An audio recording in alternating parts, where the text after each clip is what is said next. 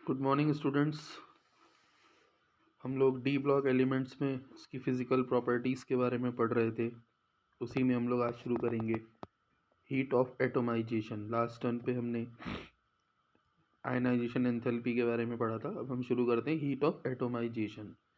तो enthalpy change when a compounds bonds are broken and the components atoms are reduced to individual atom। ये वो enthalpy है जैसे Cl2 को अगर हम Cl में ब्रेक करें तो इंडिविजुअल मॉलिक्यूल को इंडिविजुअल एटम में ब्रेक करने के लिए जो एनर्जी हमको देनी पड़ती है वो एंथैल्पी हीट ऑफ एटोमाइजेशन या एंथैल्पी ऑफ एटोमाइजेशन कहलाती है। Heat of atomisation is just like similar to melting point. तो अगर हम 3D सीरीज़ की बात करें, हमने आपको बताया था डी ब्लॉक में 3D 4D 5D 6D 7D series होती हैं। तो हम पहली सीरीज़ जो 3D सीरीज़ होती है यानी थर्ड पीरियड एलिमेंट्स जो होते हैं उसमें chromium has the highest heat of atomisation. और इसमें जो कॉन्सेप्ट है हीट ऑफ एटोमाइजेशन का वो ये है कि more the number of unpaired electron more bonds are formed thus high heat of atomisation. जितनी ज़्यादा नंबर ऑफ अनपेयर्ड इलेक्ट्रॉन होंगे उतने ही ज़्यादा बॉन्ड का फॉर्मेशन होगा और उतनी ज़्यादा हाई हीट ऑफ एटोमाइजेशन या इसको एंथैल्पी ऑफ एटोमाइजेशन भी कहते हैं। तो यहाँ पर 3D मेटल्स का जो कॉन्फ़िगरेशन होता है वो 3D, इसमें क्रोमियम का जो होता है वो 3D 5 4s1। तो यहाँ पर मैक्सिमम अनपेयर्ड इलेक्ट्रॉन है, S में 1 D में 5।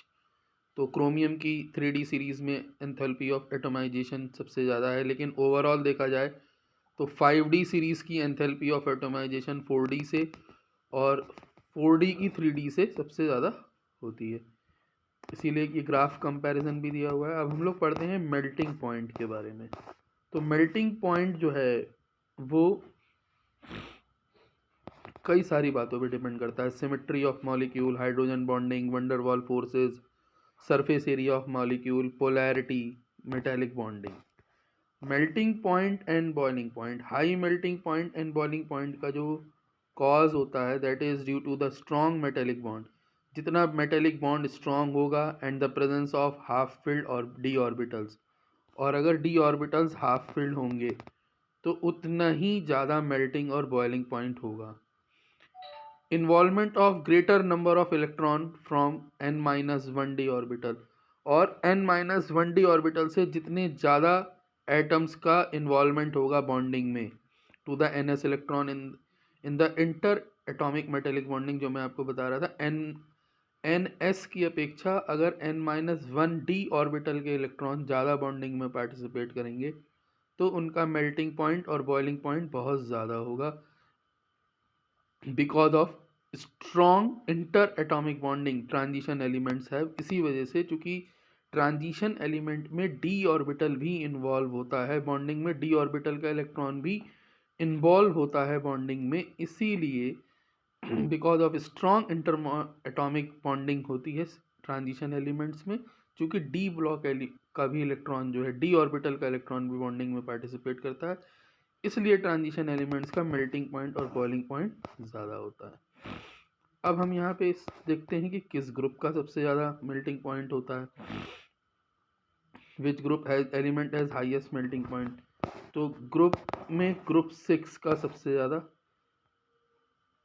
मेल्टिंग पॉइंट होता है। Melting point increases from 3D 4D and then 5D series, जिसमें क्रोमियम, मॉलिब्डेनम और टंगस्टन इसीलिए जो है वो अभी देखेंगे कि उसको हम बल्ब के फिलामेंट में भी यूज़ करते हैं क्योंकि उसका मेल्टिंग पॉइंट सबसे ज़्यादा होता है।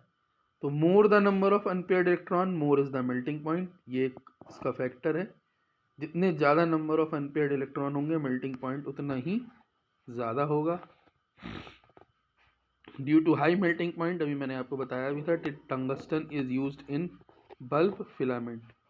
तो डी ब्लॉक एलिमेंट्स के ये ट्रेंड्स दिए हुए हैं ग्राफ में, इसको देखेंगे। Why melting point and boiling point trend in 3D series.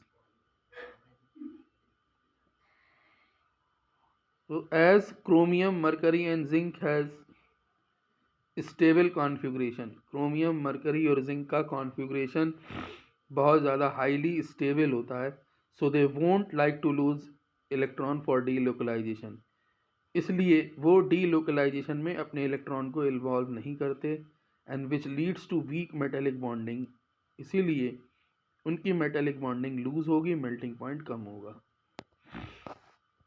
Next property आती है reduction potential. All 3D elements have negative, 3D series के जितने भी मेटल होते हैं ये नेगेटिव रिडक्शन पोटेंशियल शो करते हैं कॉपर को छोड़ करके। तो रिडक्शन पोटेंशियल जो है नेगेटिव, फिर हाइड्रोजन का ज़ीरो होता है, और अगर हम इलेक्ट्रोकेमिकल सीरीज़ की बात करें फिर कॉपर, मरकरी, गोल्ड, प्लेटिनम और पैलेडियम, इनका जो है वो पॉजिटिव होता है। तो जितने भी हाइड्रोजन से पहले होंगे they don't evolve hydrogen from acidic solution, इसीलिए ये एसिडिक सॉल्यूशन से हाइड्रोजन को रिप्लेस नहीं कर पाते हैं। तो Y copper, mercury, gold, platinum, palladium does not dissolve in acid.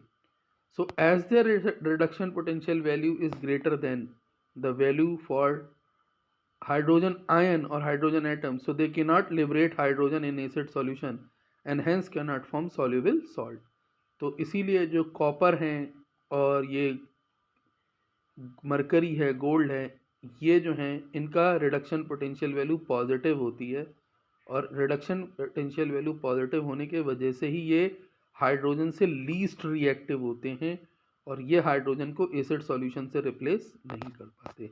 Next है मैग्नेटिक प्रॉपर्टी, ये भी अनपेयर्ड इलेक्ट्रॉन पे बेस्ड होती है। जितने ज़्यादा नंबर ऑफ अनपेयर्ड इलेक्ट्रॉन होंगे उस एलिमेंट की मैग्नेटिक प्रॉपर्टी उतनी ज़्यादा होगी, जितने पेयर्ड इलेक्ट्रॉन होंगे उतनी डायमैग्नेटिक प्रॉपर्टी होगी। तो on the basis of behavior of substance when placed in magnetic field they show two types of behavior, one is paramagnetic and other is diamagnetic.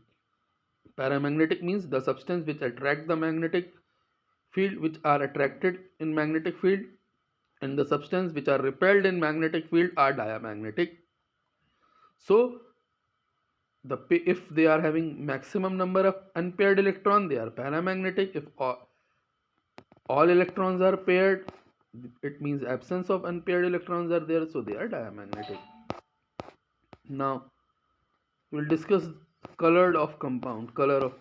So many transition metals compounds are colored due to incompletely filled n-d subshell, क्योंकि उनका n-d subshell जो है वो incompletely field होता है।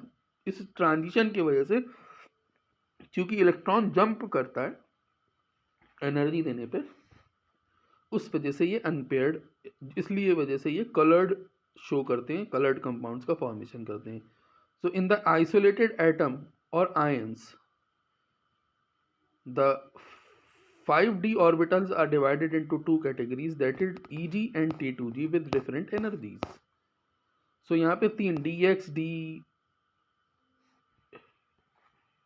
dxy, dxz और dyz, ये तीन ऑर्बिटल d के T2g सीरीज में जाते हैं, और dx square minus Y square ये जो हैं ये ईजी लेवल में चले जाते हैं। तो ये पांच जो हैं ये एनर्जी के हिसाब से 3:2 में डिवाइड हो जाते हैं। इसको हम क्रिस्टल फील्ड स्प्लिटिंग भी कहते हैं।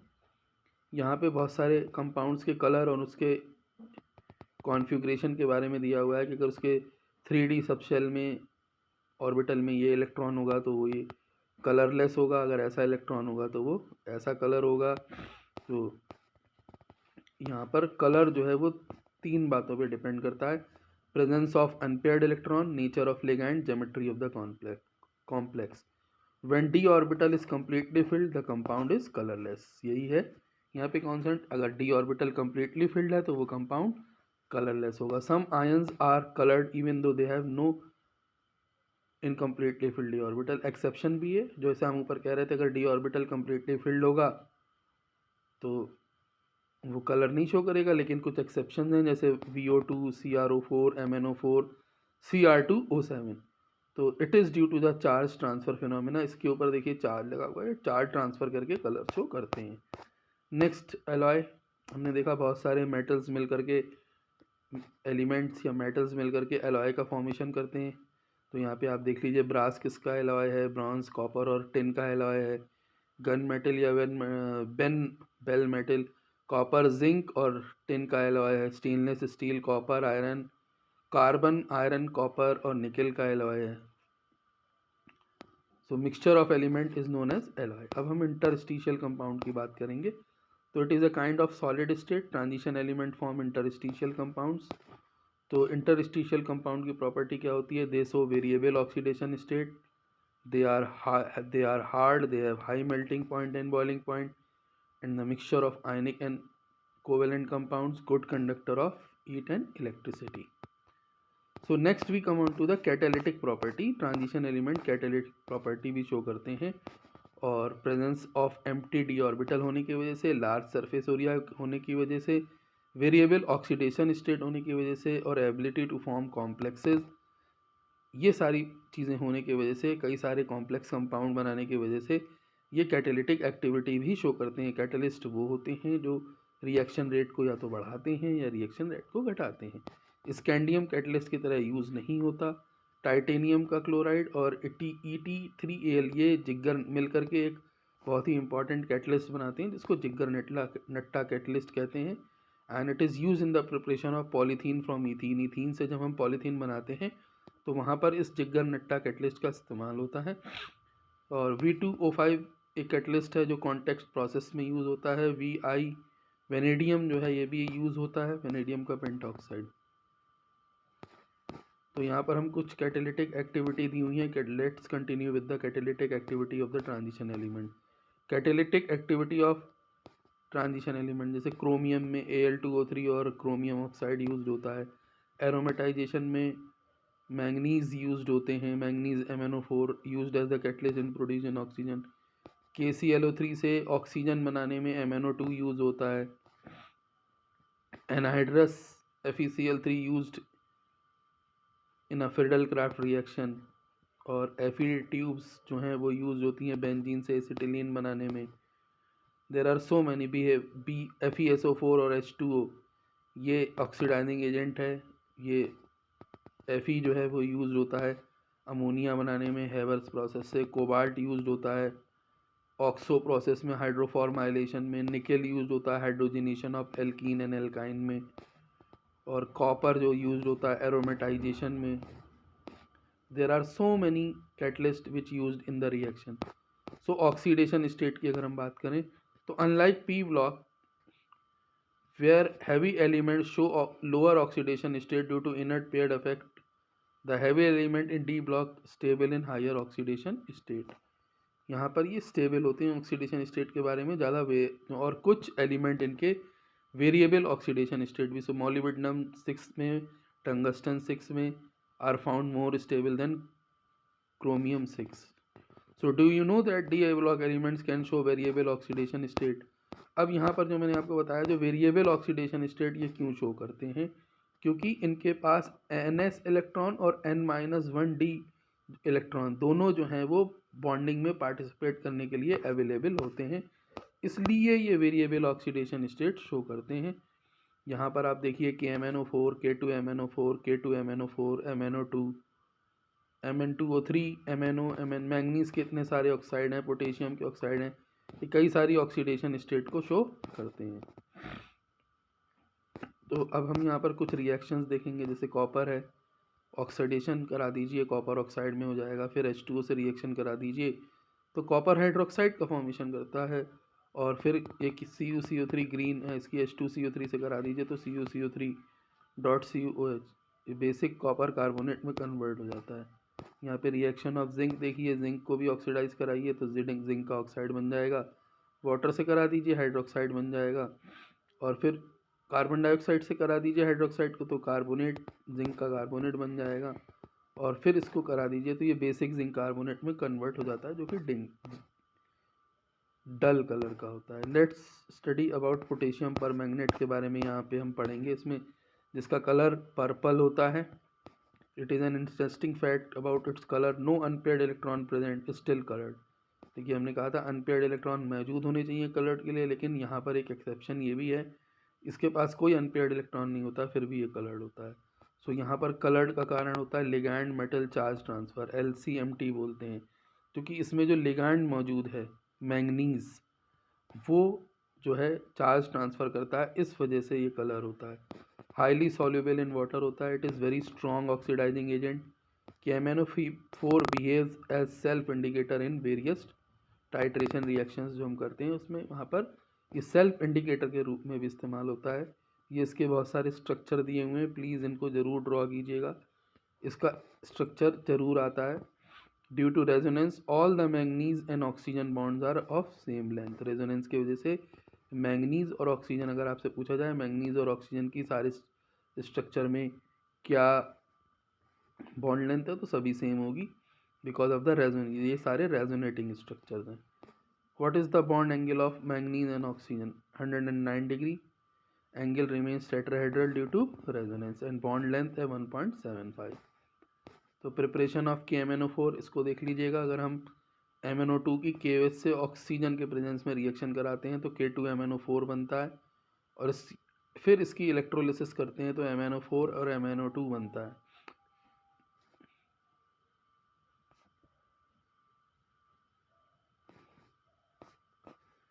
So a brown color compound of manganese on treating with alkaline solution give another green compound of manganese B,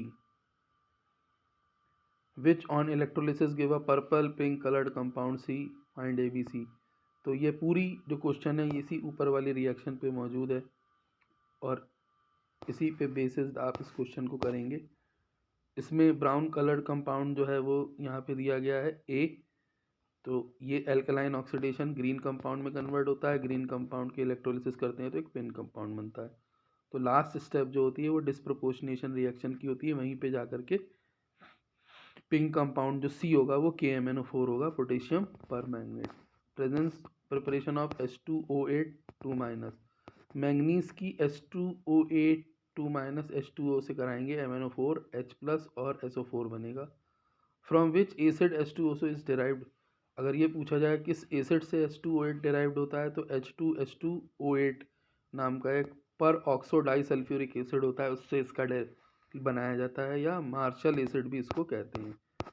अब ये रिएक्टिविटी ऑफ KMnO4, बहुत सारी ये रिएक्शंस दी हुई हैं। KMnO4 पिंक कलर का होता है, पिंक पर्पल कलर का, स्ट्रॉन्ग एल्कलाइन से कराएंगे K2MnO4 बनेगा। फिर MnO4 हीट कर दीजिएगा तो भी ग्रीन कलर का K2MnO4 बनता है, और ब्लैक ब्राउन कलर का MnO2 बनता है। Fe3 से रिएक्शन कराएंगे तो Fe3+ रिलीज हो जाएगा, ये Fe2+ को Fe3+ में कन्वर्ट कर देता है, और यहाँ पर अगर स्लाइटली एल्कलाइन रिएक्शन कराएं तो MnO2 का फॉर्मेशन होता है। KMnO4 की ये और सारी रिएक्शन हैं, प्लीज़ इन रिएक्शंस को मैं बोलने में टाइम लगाऊं, इससे ये है कि आप इसको ज़रूर लिख लीजिएगा। ये सारी रिएक्शंस जो हैं बेटा ये बहुत ही इम्पॉर्टेंट रिएक्शन है, और प्लीज़ इन सारी रिएक्शंस को KMnO4 की ज़रूर कीजिएगा।